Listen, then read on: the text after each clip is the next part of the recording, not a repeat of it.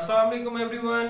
Welcome to all of you in my YouTube channel Pak Study with Asim Shahzad. मैं एक दफ़ा फिर आपकी खिदमत में हाजिर हूँ और इस दफ़ा जो सिविलाइजेशन हम डिस्कस करने जा रहे हैं उसका नाम है रोमन सिविलाइजेशन या फिर रोमन एम्पायर. रोमन जो है वो कई दहाइयों तक, कई सदियों तक जो है वो दुनिया के ऊपर रूल करते रहे. एक बहुत बड़ा हिस्सा था दुनिया का जो कि रोमन एम्पायर के कंट्रोल में रहा और इसे फाइनली फिर आकर जो मुसलमानों ने इनको जो है वो शिकस्त दी और उसके बाद फिर इनके जो एरियाज हैं वहां पर भी फिर इस्लाम फैला. आज हम स्टार्ट करते हैं कि रोमन एम्पायर कब स्टार्ट हुआ और इसकी बिगनिंग कैसे हुई, कौन कौन से प्रोमिनेंट फीचर्स हैं रोमन एम्पायर के या रोमन सिविलाइजेशन के. ये स्टार्ट होता है तकरीबन 2000 BC में. हजरत ईसा अलैहिस्सलाम की पैदाइश से कोई 2000 साल पहले ये स्टार्ट होता है. वहां पर एग्जैक्टली उसी एरिया पे जहां पर अभी इटली है और रोम जो है बेसिकली ये इटली का ही एक शहर है. अब यहाँ पर जो सेंट्रल यूरोप से बाकी एरिया से आके लोग जो यहाँ पर आकर आबाद होना शुरू हुए और यहाँ पर कहानी स्टार्ट ऐसी होती है कि ये रोम ये मिथ है. देखें कितनी सच्ची है कितनी झूठी है. वैसे तो अगर देखा जाए तो इसमें कोई हकीकत नजर नहीं आती. बहरहाल मैं आपको बता देता हूँ. कहा यह जाता है कि इनका एक गॉड था जिसका नाम था मार्स, गॉड ऑफ वॉर. उसके दो बेटे थे. एक का नाम रोमुलस था और एक का नाम रेमस था. और उनका एक अंकल था जो कि बहुत जेलस होता था अपने भाई की पावर की वजह से. तो उसने उसके दोनों बेटों को रोमुलस और रेमस को उठाया और रिवर टाइबर में फेंक दिया. रिवर टाइबर बहुत फेमस है वहां. अब वहां फेंक दिया और उसको फिर एक वुल्फ ने, मदर वुल्फ ने रेस्क्यू किया. और बाद में जब ये दोनों बच्चे बड़े हुए एंड उसके बाद फिर दे किल्ड देयर अंकल जिसने उन्हें फेंका था कुछ टाइम पे. और इन्होंने फिर एक रोम सिटी बनाया जो रोमुलस के नाम के ऊपर. और रोमुलस ने अपने भाई रेमस को भी मार दिया क्योंकि वो खुद रूलर बनना चाहता था. तो यहाँ से ये रोम की बेसिकली ये कहानी बनी हुई है, यहाँ से स्टार्ट होती है. और उसके बाद फिर 250 BC ऑनवर्ड ये फिर बाकी जो फॉरेन कंट्रीज या फॉरेन लैंड है उनको कन्वर्ट करना स्टार्ट करते हैं और ये ग्रीक तक पहुंचते हैं 146 BC में.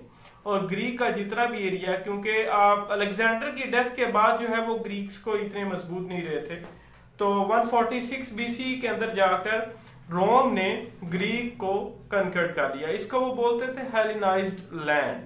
क्योंकि अगर आप रोमन्स को अगर आप स्टडी करते हैं तो आपको नजर आता है कि रोमन्स के हर फील्ड ऑफ लाइफ के अंदर आपको ग्रीक का रंग नजर आएगा. लिटरेचर देख लें, रिलीजन देख लें, इवन उनका रिलीजन भी एज इट इज कॉपी किया. हर चीज के अंदर ग्रीक्स नजर आते हैं और वो उसको हेलेनाइज्ड बोलते हैं. ग्रीक कल्चर आइडियाज सारा इसके अंदर ऐड आ जाता है, एडअप हो जाता है. तो इस तरह से इन्होंने ग्रीक को जो है वो कन्वर्ट किया. उसके बाद कुछ और फीचर्स हैं. सबसे पहले आ जाता है इनका सिस्टम ऑफ गवर्नमेंट. इनका सिस्टम ऑफ गवर्नमेंट था सेनेट सिस्टम, जो अभी अमेरिका के अंदर भी जो सिस्टम ऑफ गवर्नमेंट है ये वही है जो कि रोमन्स ने इंट्रोड्यूस करवाया था उस टाइम पे. इसके अंदर ये होता था कि 100 सेनेटर्स जो है उनका इंतखाब किया जाता था रोम में से और उन 100 में से 2 सेनेटर्स को चूज किया जाता था जो कि सिस्टम को रन करते थे. उनको एक स्पेशल किस्म का एक गारमेंट पहनाया जाता था जिसको टोगास बोलते थे. और वो जो 2 सेनेटर्स हैं उनको कॉन्सल्स बोला जाता था. उस पूरी सेनेट को जो 100 सेनेटर उसको पैट्रिशियन क्लास या रूलिंग क्लास बोला जाता था. एक इनके अंदर एक और भी थे जो आम लोगों की क्लास थी, आम लोगों की पार्टी थी जिसको प्लेबियंस बोलते थे. उसमें भी लेटर ऑन इन्होंने 2 लोगों को सिलेक्ट किया, ट्राइब्यून्स उनको बोलते थे, और उनको भी सिस्टम का हिस्सा बनाया. कुछ अर्सा तक तो ये सिस्टम जो है वो चलता रहा. फिर ये हुआ कि आपस की जो वार्स हैं, सिविल वार स्टार्ट हुई और अनएम्प्लॉयमेंट हुई, अनरेस्ट हुआ पूरे कंट्री में. तो उस वक्त एक और लीडर जो है वो इनके सामने आया लोगों के.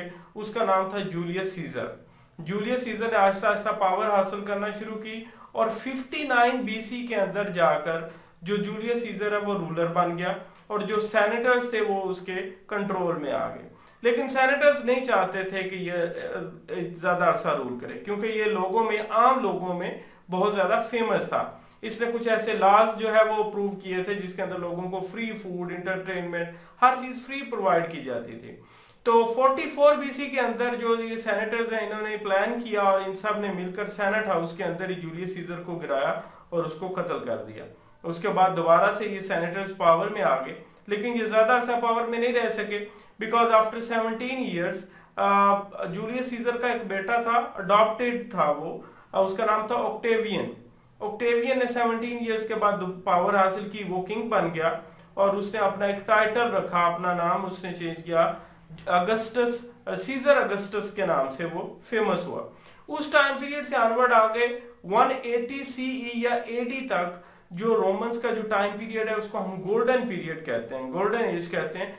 200 साल तकरीबन वो बनते हैं क्योंकि उस टाइम पीरियड के अंदर रोम ने बहुत ज्यादा तरक्की की, बहुत ज्यादा बड़े बड़े जो सिटीज हैं वो डेवलप किए। एक इंटरेस्टिंग बात आपको बताऊं कि जो लंदन है उसको बनाने वाले भी रोमन्स ही थे। इसका नाम था लॉन्डिनियम, इसका नाम था, और ये बना था 44 एडी में, मतलब आज से 1983 ईयर्स पहले लंदन ये बना था। ये पोर्ट होती थी, बेसिकली एक सी पोर्ट थी लंदन, लॉन्डिनियम के नाम से। और फिर बाद में जो है डेफिनेटली जब ये सेपरेट हुए तो अलग कंट्री बन गई। रोमन्स की अगर डेवलपमेंट देखें अकॉर्डिंग टू बिल्डिंग्स तो बहुत बड़ी बिल्डिंग बनाई।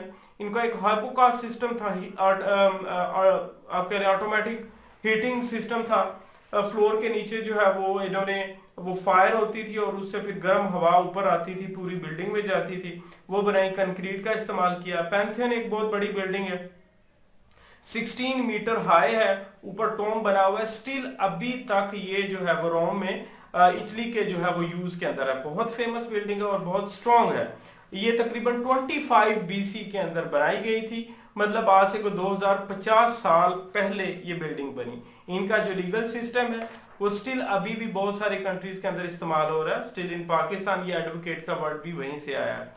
रोमन्स नंबर्स के ऊपर अगर देखें जो आज भी हम यूज करते हैं, रोमन नंबर्स आ गए, रोमन जो लैटिन इसको बोलते हैं, इसके बहुत सारे वर्ड जो है इंग्लिश लैंग्वेज में, स्पेनिश में, पुर्तगीज में इस्तेमाल होते हैं। फिर एक और सबसे जो बड़ा फीचर है जो आज हम यूज कर रहे हैं, हम टाइम्स के साथ एएम और पीएम यूज करते हैं, ये भी रोमन्स है, पोस्ट मेरिडियम और एंटी मेरिडियम के नाम से। इसके अलावा आप सम टाइम देखते हैं अबाउट अप्रोक्सीमेटली ये सी डॉट का वर्ड यूज किया जाता है, बेसिकली सिरका है। ई डॉट जी एग्जाम्पली ग्रेटिया, ये भी लैटिन है। एटसेट्रा का जो वर्ड ईटीसी यूज किया जाता है ये भी लैटिन है। ठीक है जी, इस तरह की बहुत सारी चीजें जो है जो रोमन लैंग्वेज की जो चीजें हैं बाकी लैंग्वेजेस के अंदर शामिल है। रोमन रिलीजन के ऊपर अगर आए तो रोमन रिलीजन के बारे में देखें तो ये सारा रिलीजन वही है जो कि ग्रीक्स का था। इसके अंदर उन्होंने आज जो हम हमारे जो नेम है डिफरेंट मंथ्स के, इनके ऊपर वो कहते हैं कि ये रोमन गॉड्स के नाम के ऊपर रखे हुए। जनवरी से जेनस, मार्च से मार्स, अगस्त से अगस्टस। ठीक है, इस तरह से इनके हर चीज का अलग अलग गॉड था इनका। ये तो जैसे ग्रीक्स करते थे वही सिस्टम अडॉप्ट किया था इन्होंने भी। इसके अलावा रोमन्स ने अच्छा क्रिश्चियनिटी फिर इसी टाइम पीरियड के अंदर आई। हजरत ईसा अलैहिस्सलाम का ज़हूर हुआ, वो तशरीफ लाए और फिर बाद में उनके अगेंस्ट हो गए जो जूइश थे। उन्होंने रोमन का ही एक रोमन एक गवर्नर था जुडाई, आई थिंक सो उसका नाम था, उसके कहने पे उन्हें मसलूब किया गया, सलीब के ऊपर चढ़ाया गया।